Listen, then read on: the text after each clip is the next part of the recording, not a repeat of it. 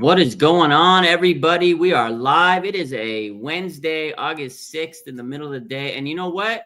We're going to talk 49er football. And I have a special guest. Yeah, don't adjust your screen. There's two of us here. I got my main man, John Champman from the 49ers Rush podcast. Welcome aboard. What's up, man? How you doing? Dude, I'm doing great. I had a really good time hanging out with you in the, just at practice and talking about things and stuff. And I told him, I was like, Raj, we need to record together, but you need to understand I will bring absolutely nothing of value to this show. But I appreciate you having me on, dude. Really appreciate all you do for the community. Mr. Social Media himself. It's an absolute honor to be with you, Raj. I appreciate it. And, I told you the same thing. I'm not going to bring anything to your audience. So, hey, we're one and the same here. Appreciate everything you do. You do such a good job with your 49ers Rush tour, man. It's crazy. I've heard a lot of people now they're like, oh, yeah, you saw Champman on training camp the other day? Oh, tell him about the tour. Actually, Larry last night was like, oh, yeah, I know John because you were on with him on KMBR. I was like, oh, yeah, I was with Champman at the other day. He's like, oh, yeah. He's like, I'm going to one of his Rush tours. I'm like, oh, you're going to have a lot of fun there, Larry. So your Rush tours are becoming pretty well known. So you do a great job with those and, good stuff with that, man. Thanks, man. And my rule is always the same. If you ever come to an event, drinks on me always. And it's all about brotherhood and just getting to know people and building the community. But, man, finally get a little bit of a day off. You got the Broncos coming in soon. How are we feeling about the state of the 49ers, Raj? Other than the injuries, I'm cool because, football's starting. So I'm very excited. I'm very hyped up. To me, I haven't been this juiced for a while because the offseason was crazy, slow news. They didn't really go crazy in offseason. They paid their guys. It wasn't like a dramatic thing, which is good. But now football is on the horizon. We got a game on Saturday. And tomorrow, I am absolutely excited because we get a joint practice and we actually get to see it. We get to go to a joint practice. This is one of the first times I think the 49ers have hosted a joint practice in Levi Stadium. It's going to be amazing. So I am super excited about that. We'll talk about that today. And yeah, man, football's around the corner. It's finally here, man. I'm starting to get back in that mode. And I think the fans are too. I think everybody's starting to get really just juiced up. They're like, oh man, we're playing a game on Saturday. I can't believe I get to post a game day post on Saturday. I had it ready. I was looking at it yesterday, John. I was like, dude, we have a game day post. I'm going to be able to post this a few days. I'm literally going to be able to type, it's officially 49ers game day. I can't believe it. We are here. It's been too long, and my thing that I'm probably most excited about is just to get film, my hands on all 22 new tape. I need to see, we've done all the rookie posts and projections and mock drafts and all that stuff. But man, we've got 11 rookies and 5 undrafted free agents that we haven't seen in a Niners uniform going against another opponent. Yeah, it's one thing at practice and 3s-on-3s and all that kind of stuff. But now we get to see, does Alfred Collins belong? Is he that good against the run? Is Mikael Williams, who I think these young pups are going to get a lot of snaps, at least in the first and second preseason game. It's time, man. I'm like a little kid at Christmas. I told Larry this yesterday. I'm ready to unwrap these presents. Yeah, I am. You're right. There's so much young guys. Yesterday, Robert Saleh said there's going to be probably 8 new starters on the defense. That's crazy. So it just showed you they got rid of a lot of guys. They brought in a youth, movement, which is good. They needed it. You get a fresh young group of players. Maybe you develop them. They become superstars. Who knows? It's a young, hungry team, and they're getting to go play their first few games in their NFL career. So it's great. Some of them won't make it, but they get a lot of film on tape, and I'm excited for certain players. And, it's cool to see these new guys because it's we really don't know. We see their college film, but college film is so different than when they get to the NFL. And Alfred Collins, perfect example. That's your boy. I know you're a Hook'em Horns guy. We were talking. So let's go right into it. So Alfred Collins, he hasn't really gotten the biggest reviews yet because he's kind of behind the 8 ball. Didn't go to minicamp, rookie minicamp. Didn't go to OTAs. He had the calf issue. Maybe it was not a calf issue. People are speculating. Contract situation and now he's there. He doesn't look like overpowering. 6'5", 320. You know everything about Alfred Collins because you watch that, man. You watch Texas ball every weekend. You study the film. What is your overall just like assessment on Alfred Collins? And are you worried that he's having a slow start to camp? What's your take on that? Well, I think you have to understand what he brings to the table. Like, he's not your sexy pass rusher, never was. He was a two-gapper, and what that means was he's a read and react, stay at the line of scrimmage, and just clog everything up. Just make a mess out of everything. That's what he did. You know, Pete Kwiatkowski, the defensive coordinator at the University of Texas, completely different scheme. Completely different scheme. Much more of an odd front, kind of a 3-3-5 type set. Now he's transitioning to a 4-3. So you're asking him to start doing things that perhaps he's not used to doing. And you brought up, you know, he missed mini camp with the calf or contract, whatever you want to say, kind of a Juwan Jennings 2.0 spot right there. But he's not the type of guy that is a penetrating defensive tackle. That's not who he was. If you've ever, he played 64 out of 65 games over 5 years at Texas. That's not what he did. His job is to neutralize blocks and take up two blockers, play in and play out. And if you're just watching the one-on-ones, yeah, that's not his time to shine. But in team drills, find some bad reps in team drills for me. I don't think you're going to. You know, you and I were right next to each other, and it was kind of back-to-back plays in team. There was a screen play. Dude hustled out of his mind, would have had a tackle for about a 3-yard stop. The very next play, they run inside gap right at him. The running back took one step and then had to cut back, and he cut right back in the arms of C.J. West, the other defensive tackle. If you view Alfred Collins as kind of a point guard mentality versus the run game, he's helping everybody else's job to be better and easier. Now, if you're a box score stat watcher, you're not going to like Alfred Collins. Yeah, he's not going to have a lot of sacks and quarterback hits. That ain't it. But on early downs, he's going to make it better for everybody else on this team. And if you go to 2024, Raj, probably the worst run defense in 49ers history, you're fixing the biggest issue, and I think Alfred Collins does that. Yeah, and that was a massive issue last year. I remember the questions to Nick Sorensen, your run defense is getting gashed. How do you fix it? He couldn't tell us. So now you got Mykel Williams, who's good at setting the edge. And I think you're right. You know, you got C.J. West. He's the guy that's going to hit the quarterback. He's going to run and get the quarterback. And if what you say is true, 6'5", 320, a guy that if his job is to plug the gaps, that's pretty good plugging with the guy that's that big. So really, he's just going to take space. I'm happy with it. Just got to stay healthy, and he has to be able to move and, you know, get those reps up, get the pad level up. But honestly, I'm excited to see what he can do because this is a good time for him to prove himself because, yeah, everybody's doubting him in camp. Like, oh, no, he's not looking good. And I think you made a good point. One-on-ones, if he's not a pass rush guy, he's going to get beat. He doesn't have the move. So, yeah, he shouldn't be winning those reps. But I'm excited to see him.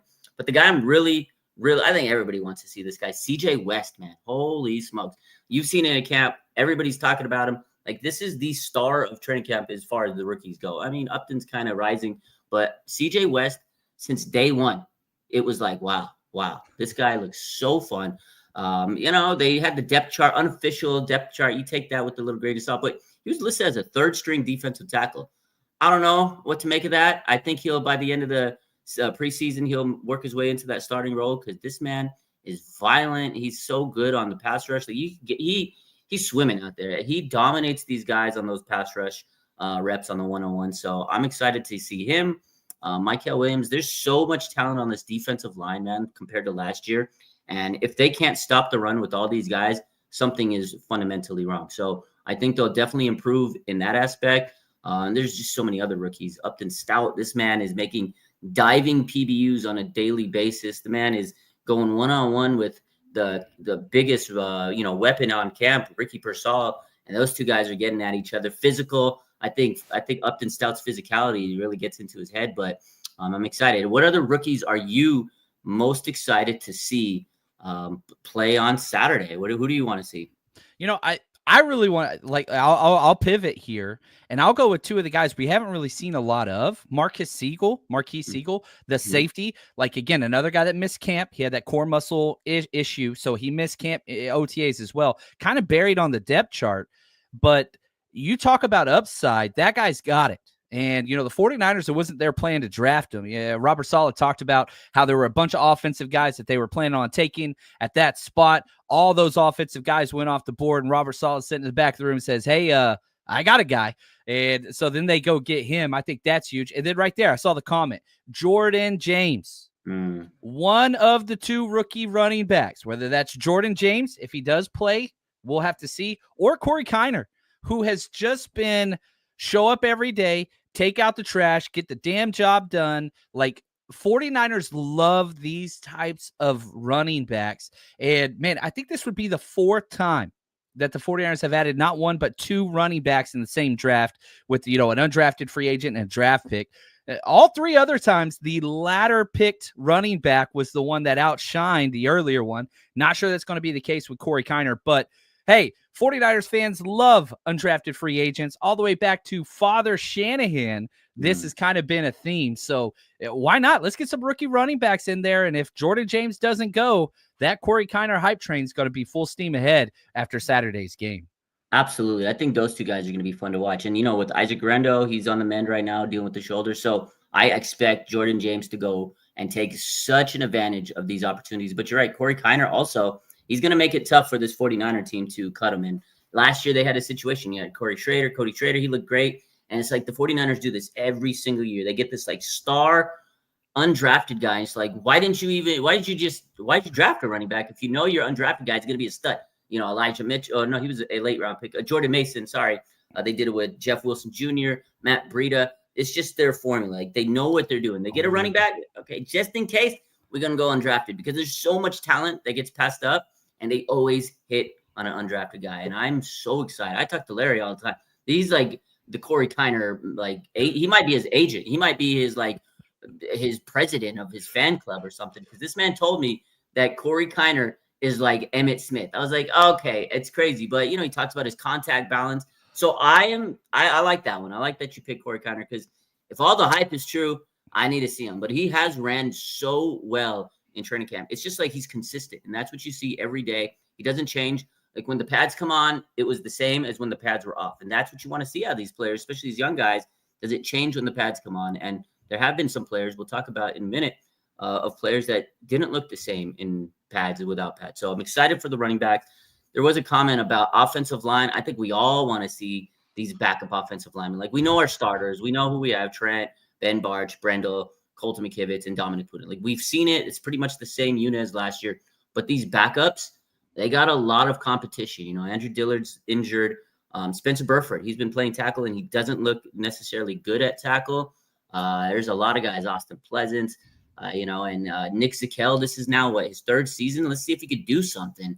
And, that O-line is definitely one of those positions where I can't tell you who's going to be on this line other than those first five guys. So we'll see. Well, did you see anything specific when you were looking at O-line at training camp the other day? I think the number one position that's kind of sitting there and has a little bit of room to give is that left guard spot. You've heard words like, oh, it's Ben Barch's job to lose. But Chris Forster and Kyle Shanahan, they love Nick Zakel. So I think that's the one area where it's like, hey, there's a little bit of give and take there.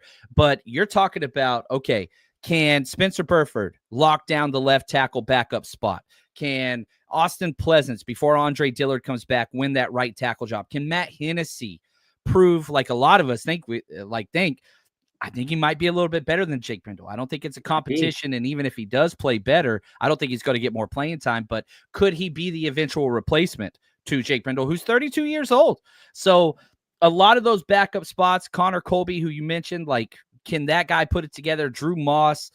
There's a lot of youth that you're going to get to see play. Last year in that first preseason game, a lot of the offensive starters played like 11 snaps. So the majority of this game is going to be backups. And I think that that's important because with the injuries the 49ers have had, you're going to see these backup players at some point. No doubt about it.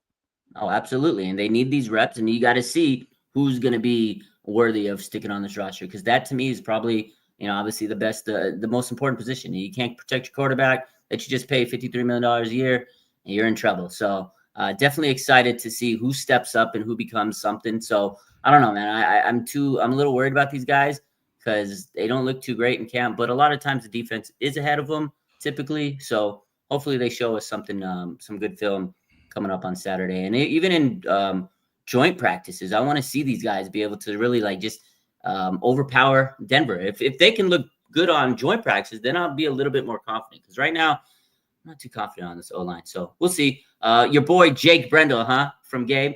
Oh goodness. Are you Like the biggest Jake Brendel fan? I'm a former coach, and Yeah, so yeah. like certain things kind of really bother me.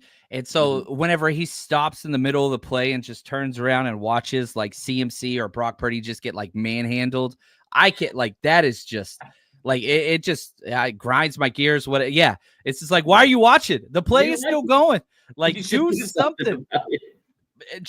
Jake Brindle probably gets more hate than he deserves. He's playing at the level in which he is being paid. You are getting what you're paying for and a little more. He's one of the lowest paid starting centers in the NFL, hasn't missed a game in 3 years. Iron Man, there's lots of positives. Smart as hell, crazy athletic. It's just, man, will you just fight until the whistle?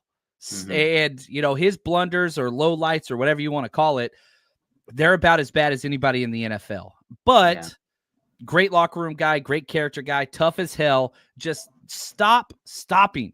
I can't handle that. And in short yardage and, whatever it's up against a goal line or 3rd and 1 or 4th and 1, he's probably the worst center in the NFL. That's like where his biggest deficiency is at the point of attack. No play strength whatsoever.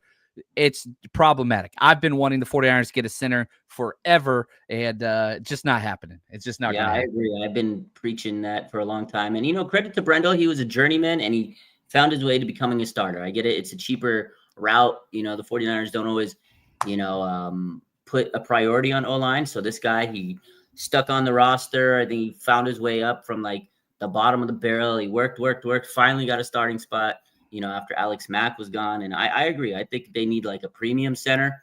But, hey, he does a lot of intangible things that you can't put a value on, locker room guy. But sometimes locker room guy is not going to help you win games. I get it. I get why he's there, but I agree. Maybe this is his last season with team. And if it is, I hope he plays his ass off because we need a good player at center. Just like Colton McKivitz. Like, a lot of people hate Colton McKivitz because he's not good. And I get the pushback on him. They're like, oh my God, I can't believe we have another year of Colton McKivitz.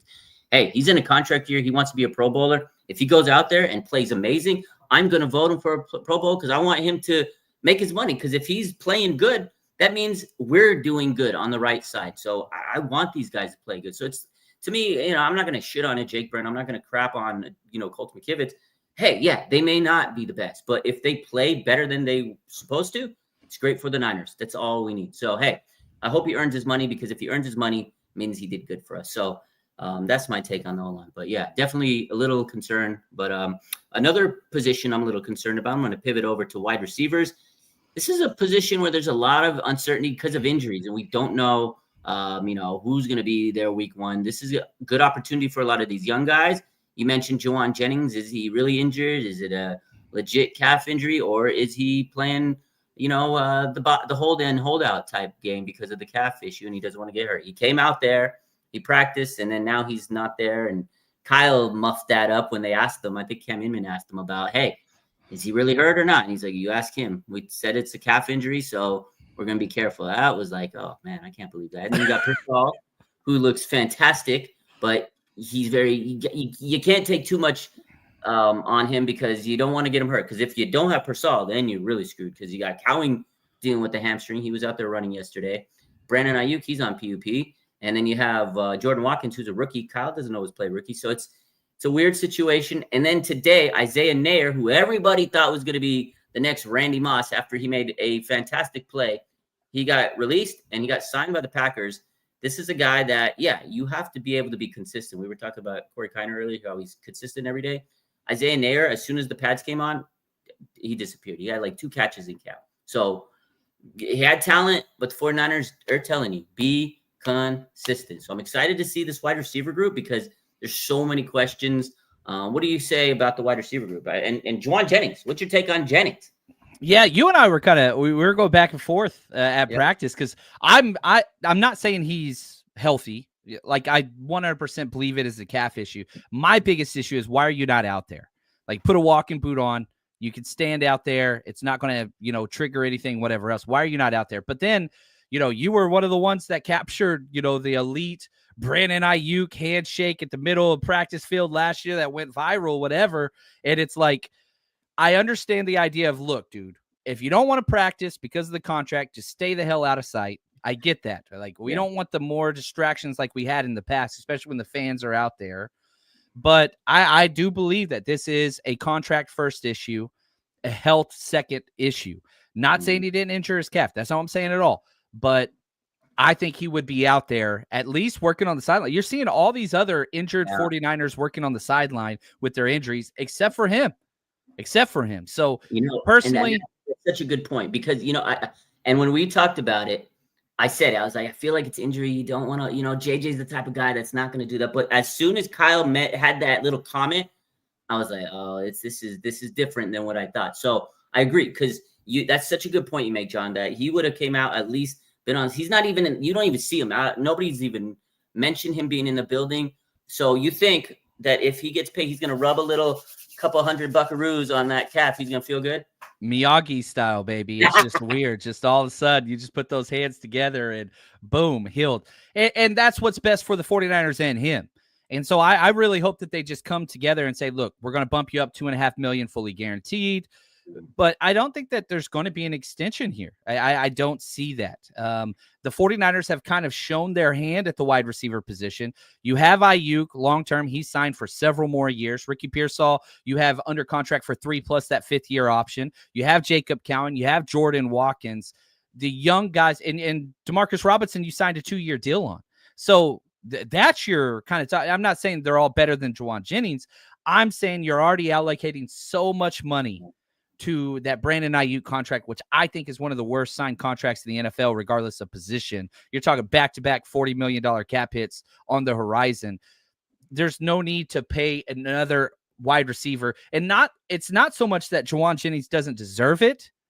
It's that I don't see the value in paying second contracts or third contracts to the wide receiver position. I want to pay linebackers, running backs, tight ends, guards, defensive tackles, because those markets haven't blown up yet. So whatever you're looking at the opportunity cost, don't pay the inflated positions that you already are. Allow him to go get paid elsewhere. Juwan Jennings gets his, be a number 1 or number 2 wide receiver somewhere else, gets the money. 49ers get their comp pick. It's just the way they keep trying to rebuild. Yeah, I agree. The comp pick especially. Like, I love JJ. He deserves money. He played so good last year. Every year, he's worked his way up from the roster. He's 7th-round pick. First year, he pretty much missed it because of the hamstring. He said it. I remember he posted something like his hamstring was tore off his bone. Like, it was bad. And nobody even knew who the hell Juwan Jennings was at that point. He worked his way up, and he became a fantastic receiver last year. Should have got 1,000. Does he deserve more money? Yes. But he's 28. He's not the fastest guy in the world. And as much as I hate to say it, you can replace him with a draft pick next year for a lot cheaper. So there's a business component that comes, and he can go to another team and earn so much money if he continues to play the way he has. And that's what I think the Niners should do. But it is a weird situation. Does he deserve more money? Yeah, I agree. But nothing like 18, 20. And I think if you give him $2 more million guaranteed, I think that should be fair. But anything more than that, then it starts getting crazy. And I don't know. We'll see how it plays out. Every year, there's always some situation that kind of drags out. I hope they get to a resolution soon, because if we don't have Juwan Jennings, to be honest, though, that receiver group takes a big hit. And you mentioned Demarcus Robinson, great player. He's been very consistent in camp, but he has a looming suspension, right? There should be maybe a judgment in the next couple of days. I think Addison from the Vikings, they ruled on him yesterday, 3-game suspension. So it probably seems like Demarcus Robinson is going to get that. So for the first 3 games of the season, if you don't have Jennings, you don't have Robinson, you don't have Ayuk, Ricky Pearsall is going to get 30 carries, man. Put him on your fantasy team. Like, I was pretty upset when I saw that Jordan Addison thing came down, because the NFLPA's in turmoil, changing leadership, all that stuff, the shootings in New York office. I mean, just so much craziness has gone on. I wasn't sure how the NFL would turn around and start handing these out timeline-wise. I thought it would be much later. But now that the Addison ruling has come down, it does seem like, okay, there's a handful of other players in the NFL, Demarcus Robinson included. Expect those anytime soon. And I finally came to the kind of realization, you know what? If Demarcus Robinson and Ricky Pearsall are your number 1 and 2 wide receivers, I'd be okay with that. Like, if you told me DeMarcus Robinson and Pierce are your 1 and 2 heading into week 1 against Seattle. It's not like I'm in love with it, but I finally was like, you know what? I think that this is something manageable. Stay in 12 or 21 personnel, 2 wide receiver sets. You can do your thing. Yeah. But now it's like, man, now it's Pearsall and who? And who Yeah. would be? So if Jennings doesn't play, Cowan's still banged up, it'd be Russell Gage, don't you think? Like that would be your or Jordan Watkins. You think they're going to elevate Jordan Watkins? It might be you're probably right. They probably go with the veteran at that point because Gage just looked good. He's looked good in camp. He's looked really good, but it's a tricky situation because I think they'll also keep Bergeron just to be a kick returner, but he's not going to be a wide receiver for you. So it's a tricky situation. So it really comes down on who they keep. So if they keep that 6th receiver, now he becomes your wide receiver too. If there's injuries to everybody else, that means George Kittle is going to be very busy week 1. And I wouldn't hate DeMarcus and Ricky, moving forward if that's what we had to do for a few games. But when you don't have DeMarcus, that's when it becomes an issue if Juwan Jennings somehow is still hurt or whatever. But I don't know. I hope it's just, he just needs to Miyagi the calf with the money. And I don't know, because that's another position. I'm a little worried. But again, that's why I'm excited to see these games coming up these next few weeks, especially Saturday. Who's going to step up? Is Russell Gage going to show me, oh, man, maybe he is okay? Is Jordan Watkins going to show that, oh, wow, he's better than I thought? Is Jacob Cowan going to be healthy? And if he is, okay, good. Let's see what he has, because they were topping up a big game with Jacob Cowan during OTAs. Everybody says, oh, wow, big year. But we hear that about a lot of players every year. Their second year, the hype train follows a player, but then something happens and it derails them. And I hope it doesn't derail his, his rise, because he looked like he was primed for a good year. I want to ask you a question. You know more about this stuff than me. This dude pulled his hamstring on routes on air the first practice. He never really and I'm a Jacob Cowan fan, and I'm not trying to it's not so much like a blame thing or whatever, but you're smarter whenever it comes to the human body than me with your background and all those things. Like against routes on air, pulled his hamstring. Yeah. That's a big deal, man. It's a huge deal. Yeah. Anytime you have a non-contact injury, even if it's a hamstring strain or a muscle strain, it's an issue. And to me, I see it all the time. You were there at training camp. You see the difference between some of these younger players and like a Bosa. Bosa's stretching all day. This man comes out, he's stretching, still stretching. Okay, he's stretching. Okay, now I'll go warm up. Like players like him and Kittle and Warner, they get it. You got to stretch. You got to keep your body loose. I don't see a lot of these younger players go out there and stretch for too long. And Jacob Cowan, he might stretch for like a minute, 2. Cool. We got it. We stretch. All right, let me go right to it. They want to get to it, which is great. I get it. They're eager. I just don't see the 49er players stretching as much as they need to do. I say it almost every week on some show, on some podcast, some live stream. I don't know. I say, stretch, damn it. And I'm going to tell Jacob Cowan, stretch, damn it. You're a good player. We need your hamstrings to be unhamstrung. We need you to be good to go. Because if you're not stretching, those muscles get tightened up. But I don't know. I think it's just these younger players, for whatever reason, they feel invisible. I mean, I had people tell me, yeah, when I was in high school, I used to get hamstring injuries and be able to bounce back real quick. And I know a lot of people that was the case. Well, you're not in high school anymore. You're playing college. You're not in college ball anymore. You're playing at a high level. You need to keep your body flexible and loose. Just stretch, man. If you stretch for 5 minutes, maybe next time stretch for 10, because we cannot afford these soft tissue injuries, man. And it's becoming a big issue with the 49ers. Like you look up and down that roster, it's like every single day, okay, this injury. And the majority of them are just soft tissue issues. It's like, just stretch water, be prepared. But yeah, calf and hamstring injuries drive me insane. As a coach, I would tell my players, this is preventable. I mean, I understand they're going to happen, but whenever you have guys like Isaac Guerrero, who's had 20 hamstring issues, Ricky Pearsall, Jacob Cowan, like, it's just like, come on, guys. Take care of your body. I'm telling you. I mean, you look at a guy like Nick Bosa. This man, you could tell he puts in a lot of TLC into his body. A lot of money, I'm sure. Clean eating, all that. This man, it's ridiculous. You look at him and some of the other players, like, oh, that's why he's the way he is. It's like in the NBA, you got a guy like LeBron. This man spends like $1 million on his body every year. As much you may not like the guy, like some people don't like LeBron. Whatever the case is, but this man has played like 20 something seasons. And I don't think he's really been injured that much, through his career. So it just tells you that you have to really, if you're an athlete, you're getting paid a lot, but you need to make sure you take care of your body because that's what is your moneymaker. Your body is what's making you your money. So, look at Debo last couple of years. He broke down. Doesn't look like he was always taking care of himself, and he would get injuries and stuff like that. So you just have to invest in yourself. And sometimes these younger players, they feel invincible, which I mean, they got superhuman athleticism. I wish I had, right? But that superhuman athleticism, you have to make sure you maintain it, or it's not going to be superhuman athleticism anymore. So that's my takeaway with it. I'm a little irritated with those things, but yeah, overall, let's just hope these guys get back healthy. Yeah, all of them. There's a lot of injuries, but it opens the door for some players. Another thing I just saw, Mayoko just put out, the 49ers just worked out 4 separate defensive tackles, the Kevin Givens injury, which that's probably the one injury that is a major, his second major pec injury.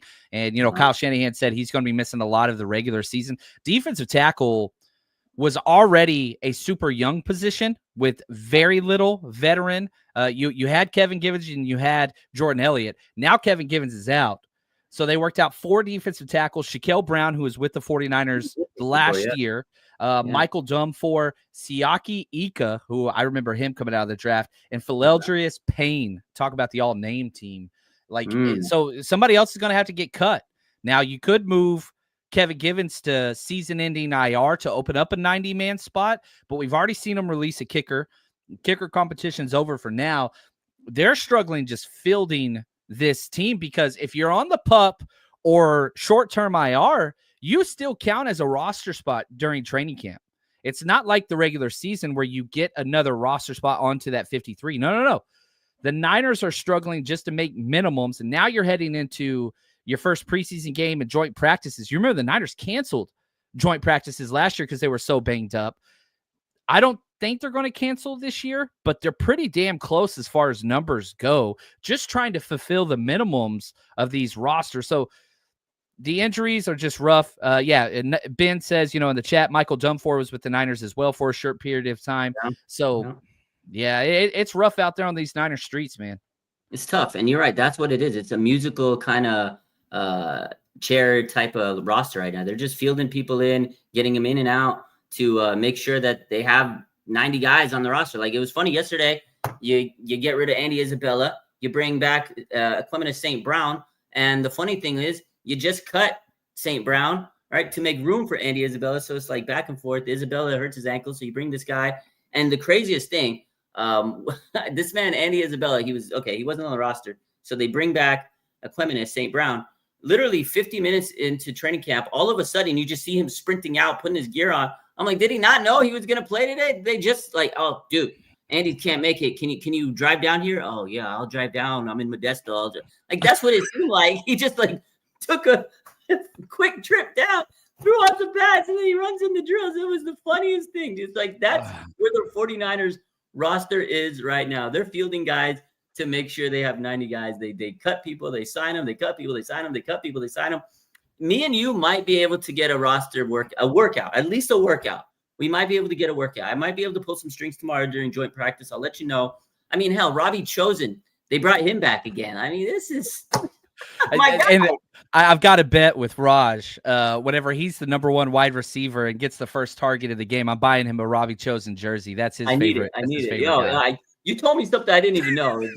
I don't know if we can bring it up, but if you guys need to know, Robbie Chosen, go Google search his arrest back when he was with the Jets, and just read quote of the year. Quote of the year. My God. When you told me that, I couldn't stop laughing, dude. Oh my God. I can't read what he tells the police officer. You'll love it.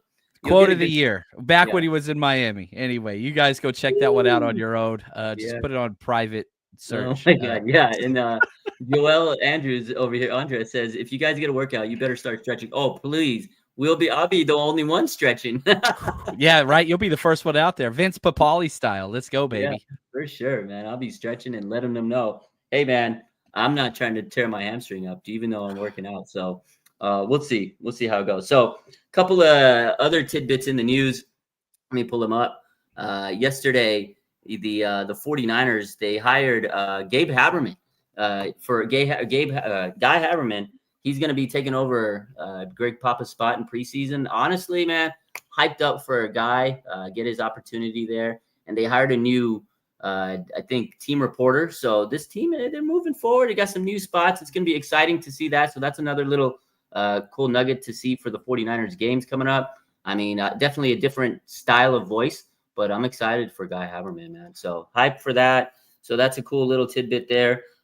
Yesterday, George Kittle said that he was going to retire because they banned ammonia smelling salts, and he needs the edge to keep him going. So, you got some fun stories out there, but overall, it's just exciting to know that 49ers football is around the corner. And I don't know if there are any other big topics that you're like looking forward to this Saturday. Like, are there any other players that you're really looking forward to? Any things that you're kind of keeping your eye on? The first, it's preseason, so you're not going to see a lot of starters. What do you kind of look for in preseason? Yeah, one of the things is like you have these two quote unquote physical football teams with the Denver Broncos and the 49ers.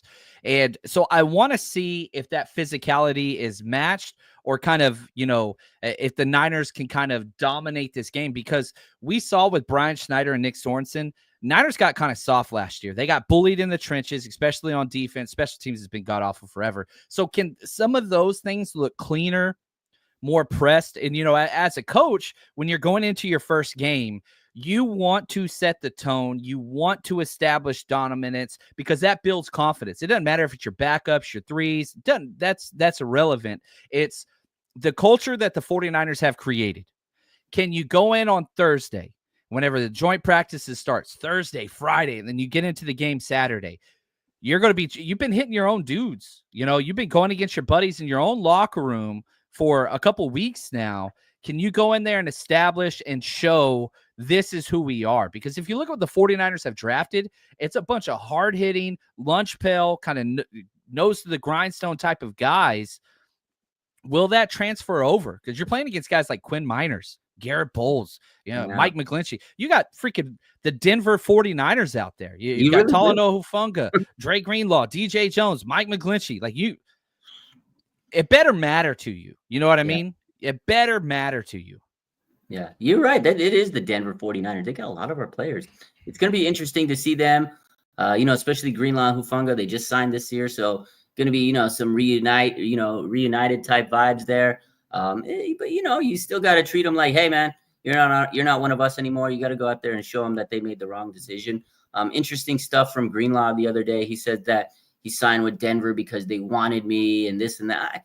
It's weird, man. At first he says he wanted to be here, and then you go to a new team and you cater to them. So it's going to be weird to hear what they say after the game. But it will be fun to see those players. McGlinchey, former first-round pick. Hopefully we crush that man if he does play. And Bryce Huff, I want to see Bryce Huff get some reps against Big Mike out there. Yeah, me too. Bryce is looking great. And, DJ Jones, man, I wish we would have been able to bring him back. That guy was a big miss. And I hope that CJ West could be the next DJ Jones. Another guy, I don't know if he's still on the team, but he was there for a minute. K'Wan Williams, he was there with the Broncos for a hot second. I don't know if he's still on there, but that's a guy that Upton Stout's trying to emulate and play like. And that's the new nickel that everybody's saying he could be Shark 2.0. He even talked to him. He's looked at his film, and that's a guy that, the Niner fans love. And I'm really hyped to see Upton Stout. Can he be the next K1? Can be better than K1, because K1 was arguably the best nickel of the game for the period when he was I remember when he'd come out and call the Shark, right? Like that was cool. K1 he went on a roster last year. I don't think he's with anybody right now. But again, just that identity of a nickel that is not scared to go in there and mix it up. That dude was 5'9", 180. Didn't matter. Like he'll nickel blitz, he'll mix it up, whatever. Upton Stout is that mindset. It might be a little bit smaller, but he's way more physical, which is crazy. So again, back to this idea of assert dominance and show we are going to be a physical football team. We're not coached by Nick Sorensen. This is a Robert Saleh defense, and you've got 8 new starters on the defensive side, including backups. Let's roll. Go out there and hit, play fast. Don't overthink it. It's kind of the Robert Saleh tendencies on defense. Like I know the clip last year when they asked Nick Sorensen, will you tell us your tackling philosophy? And it was like a 5-minute diatribe. And like, it depends on how many people are rallying and where you're at. And are you breaking down or are you not? Are you a force? Are you a leverage? Are you an alley? And it was just like, what the hell are you doing? Yeah. Like, what are you doing? And, I had one of the highest missed tackle rates since Shanahan's took over as a defense in general. We ain't doing that no more. It's simple, rally, run through the ball. Let's make plays. It's football. Don't overthink it. Yeah, And he so overthinks all the time. It's all the literally what he time, did. man. He was trying to like circle around the answer because he didn't have the answers. And I get He it. did not. He was a new defense coordinator. It would have been okay if he just says, like gave us some like basic vanilla answer. I'd be okay with that. But the fact that he sat there and would just like run a circles and then your answer really didn't answer anything. You're creating more questions. It just makes you realize he didn't know anything he was doing. So I'm glad he's Why gone. did Kyle Shanahan hire you as a defensive coordinator? I don't know. He must have some like I dirt don't on know. him. He must have found like some like dirty pictures of Kyle cheating or something. And he's like, I'll show these to your wife if you don't hire me. That's the only thing I could think of, John. He's blackmailing people, but he's with the Cowboys now. He's their special teams coach, and I could not be more thankful. Good for him. I I'm hope he very runs the happy. special teams to the ground.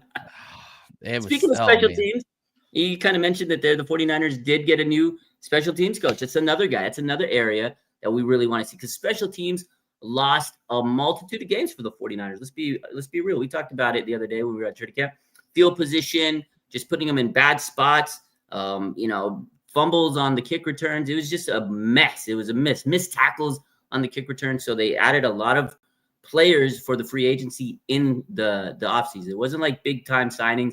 It was like Siran Neal. Like those were the types of guys they brought to help the special teams. And then they had their little kicker competition, which turned out to not be a kicker competition. So all eyes are going to be on Jake Moody. And I don't think this man thrives under the pressure. So I think they might have done him a disservice.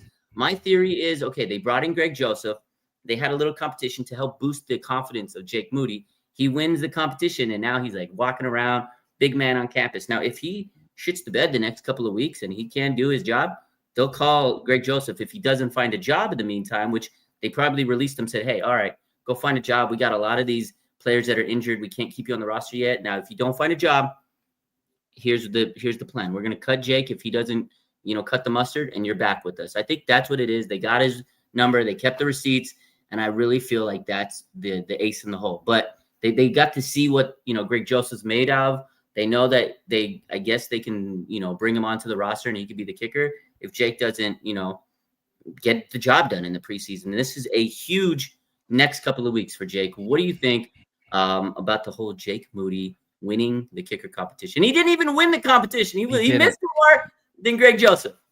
It was never a competition. I mean, they didn't even bring in the most quality free agent kicker. They brought in the cheapest free agent kicker that they could get on a minimum deal. Greg Joseph, sorry, not to take more straight shots. I know. I'm sorry. Greg Joseph, you're awesome.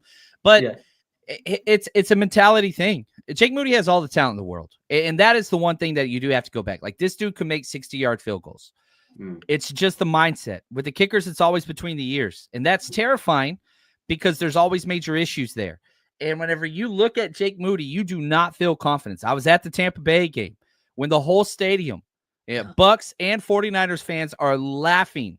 You imagine having 60,000 people laughing at you repeatedly after you miss 3 field goals. Like, how do you overcome that? Maybe he needs a new situation, whatever. I hope he comes out and is just dominant and, whatever else. And like, maybe Jake Moody is something special. Jake Moody's here in the chat. There we go. Don't worry, Raj. I'm Money Mooney for a reason. Money Moody. I hope he's money, I don't know. I really hope that he can pay dividends because they did waste the draft. I mean, let's be honest. They took a draft for a kicker. It's crazy. You put a lot of pressure on them to begin with.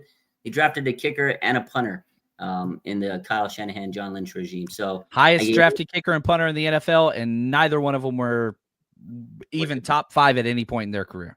Yeah. So far. It's unbelievable, man. So this is Jake, man. You got an opportunity. You have nobody to compete with except yourself. Go out there. If you make every kick in the preseason, a lot of people will start, saying, okay, maybe he's got it. You just got it because you guys got to make these kicks, man. And you're right. It's these long kicks. He just doesn't trust himself. And this offseason, he even changed his approach to the kick instead of like a 3-step. Like, he's done so much. When you get to that point, that extreme of measures, it's obviously all in here. So I don't know, man. This is the last straw. I'm worried because I don't want to lose any more games because of a freaking kicker, man. Like, it is the most unbelievably like frustrating situation. Like, you're sitting there watching the game and your hands are behind your head. You close your eyes, you can't watch, and you're like, if he makes it, we win the game. You're like, oh my God. If he misses it, you lose the game. After all that hard work, like, I can't imagine going through that full, 4 quarters, just grinding, and now you're here and it comes down to one kick. And if your team misses it, that's the most such a bad feeling, man. And I hope he And doesn't feel into us. I'm with you. And like, I want to push back because a lot of people are like, well, it was just because of the ankle injury whenever he tried to tackle on kickoff return. No, that is recency bias and incorrect. You go back to the playoff run of 2023. He missed a kick in every single playoff game, including the Super Bowl. One missed kick each game.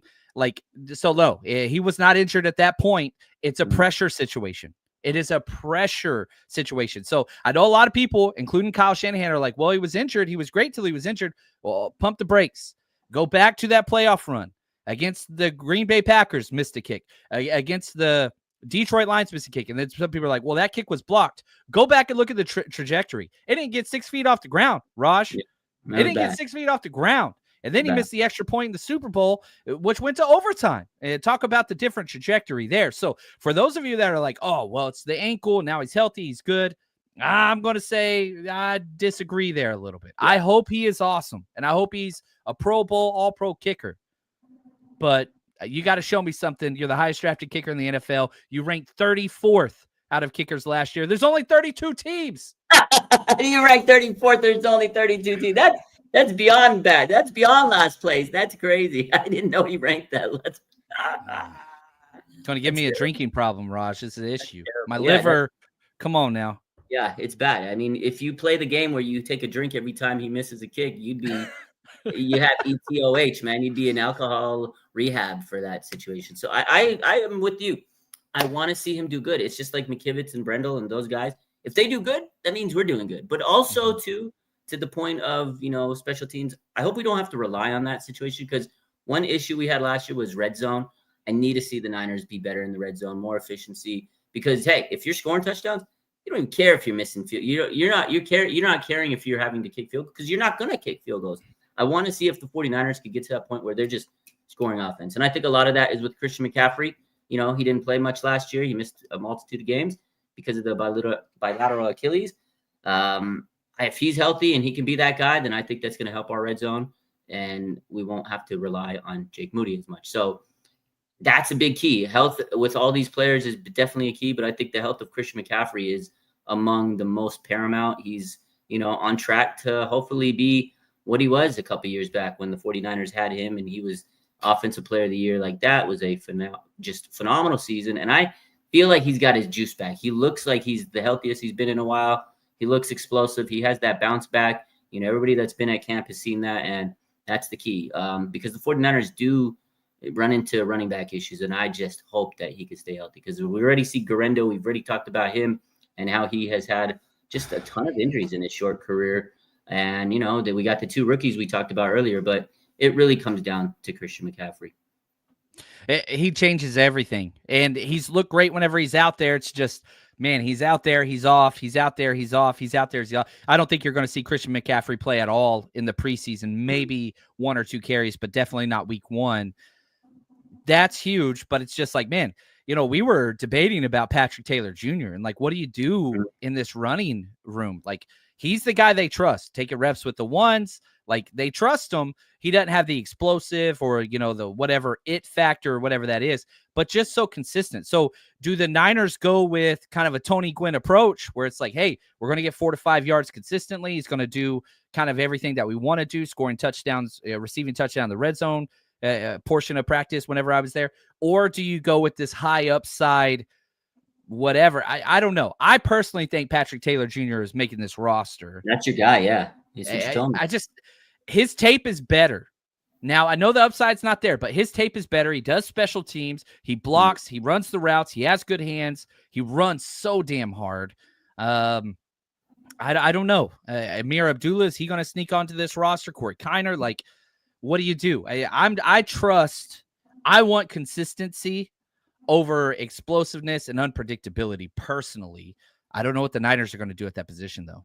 Yeah, it's a tough spot, and I think Patrick Taylor is good, but right, like I said, like it's going to be a hard spot to crack because you got to play the roster game. Sometimes you got to play like, okay, we can put this guy in the practice squad, but you cut the wrong guy, they're going to get claimed. So I could see Patrick Taylor maybe being a practice squad guy, but I could see him being on the roster because he has shown that he can, run this offense and be effective as a running back. So it's interesting. They got the rookies, and then maybe Garendo, if he opens up on the PUP, it does open up some, roster spots for some of these other guys. So that could be an, area to look into. But if he's healthy, I mean, you're not having Garendo on your roster, even though he has the issues with the injuries. But it's a tough spot. It's a good problem to have because we have an abundance of talent at that spot. But it's just one of those things. It's like, man, there's a lot of good running backs on this team. So, and Amir Abdullah, I like him too, but he is a little older. I think he's definitely training camp body.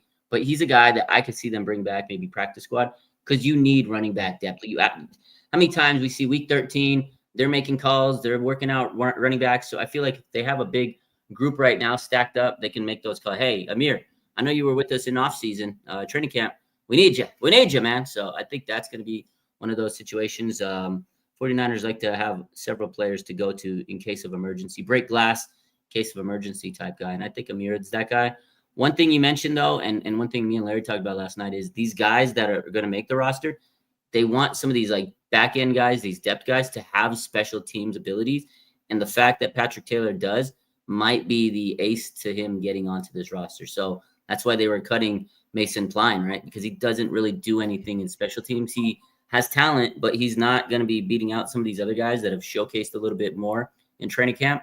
And also they have that special teams ability. So that's what I think this team is going to do because they got a new special teams coordinator and they're putting an emphasis on that. And they really, really, really want to make sure that, okay, if you're a backup guy, you're not going to be in the, playing in the big, snap count, but you're going to be out there during special teams. And if you can't do anything on special teams, you're worthless on this roster. So that to me is the X factor on making this roster this year. Yeah, it's big. And that's like you look at the tight end race, Braden Willis, pretty damn good special teamer. Like he gets the job done out there.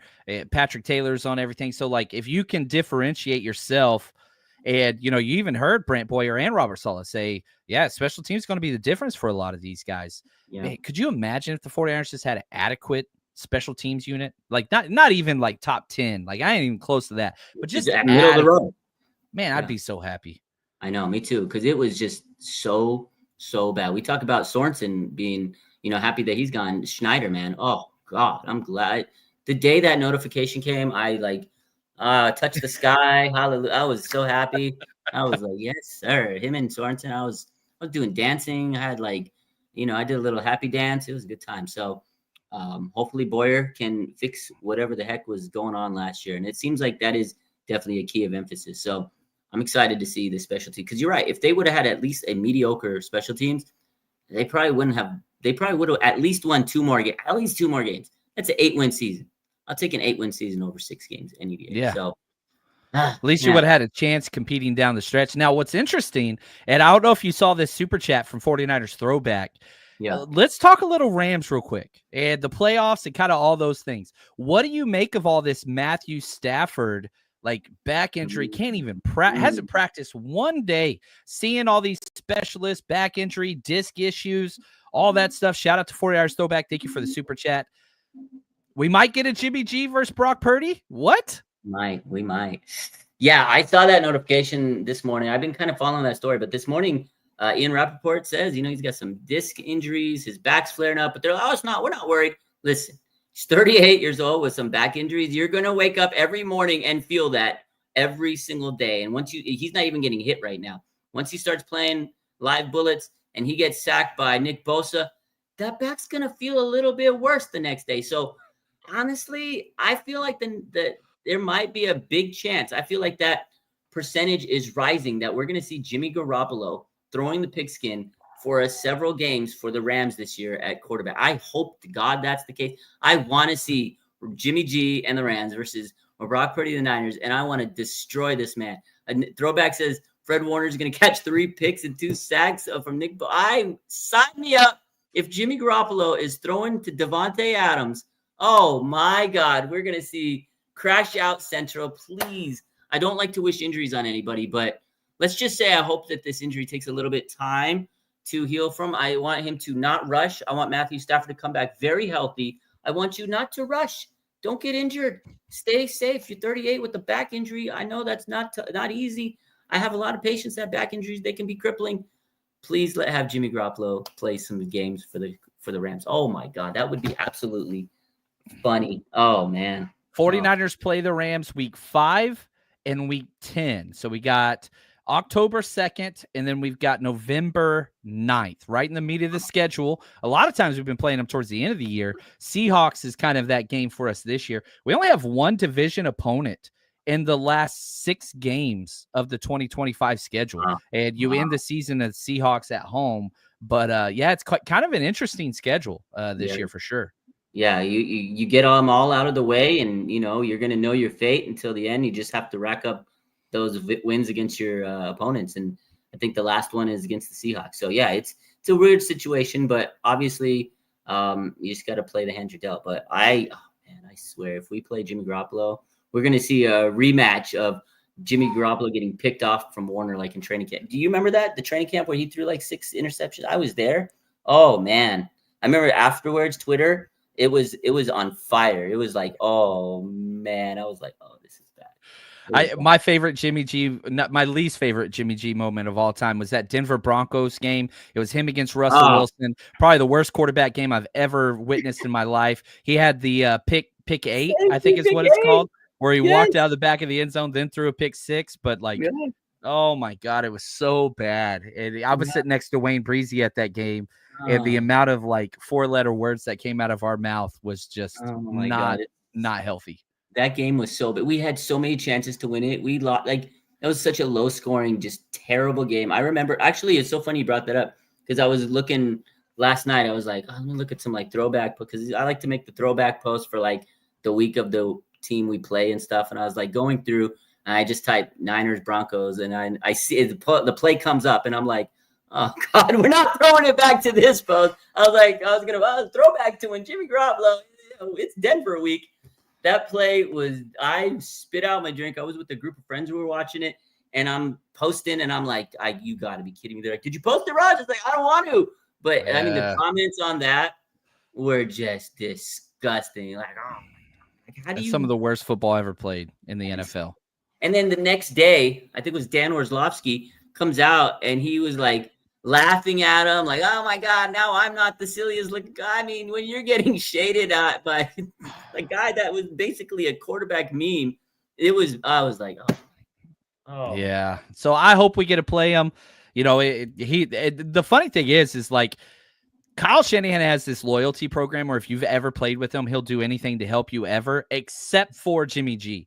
Like, Kyle Shanahan and Jimmy Garoppolo hate each other so much. His comments about how it's weird over there, and don't you think it's weird? And like, they throwing shots at each other down the end of the press conference. Like, they can't stand each other. So I'm thankful for what Jimmy G did. He kind of led the turnaround of the 49ers. I get that. And, led us to a Super Bowl appearance. But yeah, I would be very happy. Very happy to see Jimmy Garoppolo face down the 49ers week 5. I'd sign me up. Sign me up. Nick Bosa, come for his neck, tear him up. I want to see it. So, yeah, I'm hyped up. But in the meantime, we got to wait and see how things go. Again, I don't want Stafford to be hurt and get hurt and injured. I don't like to wish injuries on anybody because it's bad karma. But I do want him to take his time and make sure he comes back 100%. So, any other things you want to bring up? Any other comments and stuff? I know we got the game Saturday. We pretty much covered that. Anything else? You got anything going on for yourself this week? I know you're busy with the podcast. Yeah, so, I'm currently going through and doing like a full episode on all 91 players. And so I just recorded number 13. So I'm about 80 episodes in. Here's what I would say. As a fan, if you want to increase your fan experience for this first preseason game, spend a little bit of time and enjoy watching the backup players and the young rookies and all that stuff, and just focus on the positive. There's going to be a lot of negative tape out there. There's going to be some bad plays. Win-losses aren't necessarily important this week, but take this time to get to know those back end of the roster guys. This is their time to shine. Some of these guys, it's the last time they'll ever play in the NFL. So dreams are going to be made or broken this week. It's a big deal, and wins and losses don't matter, but people are going to be fighting for their dreams of their lives this weekend. So just pay some respect and focus on the positives that happen from the 49ers perspective and just enjoy being a fan. I cannot freaking wait to get some more film to break down. And Raj, I do want to just take time to say thank you for all you do for the community. I think we all get our breaking news from you, our SF 49ers on Instagram and every social media platform out there. I think you have the most followers of anybody I've ever met, probably the most famous person I met. But thank you for all you do, man. Thank you, man. Appreciate the kind words. You're too nice. You're too nice. You're the man. You do so much for the community itself. So I'm happy that we got to do this, man. We got to definitely make this a regular thing. Had a good time. Appreciate you hopping in. And everybody that doesn't know John, man, this guy is the guy. Go follow him, 49ers Rush Podcast. If you guys are going to like road games, tap in with John. He'll get you set up. You're going to have a fantastic party. Everybody I know that goes to his parties, they love him. I've been to a party. This guy, make sure that you have a good time. So check out my boy, John Champman. And with that, that's all I got today, man. Hopefully, the 49ers win this game on Saturday. But like you said, it doesn't matter if we win. Let's see these guys go out there, take advantage of their opportunity, because some of them we'll never see them in the NFL again. But anyways, you guys, you know what to do. Hit the like button, follow, share, all that, blah, blah, blah. Out of here. You guys don't have to go home, but you got to get the hell out of here. Take care. Love you. Go Niners. Peace.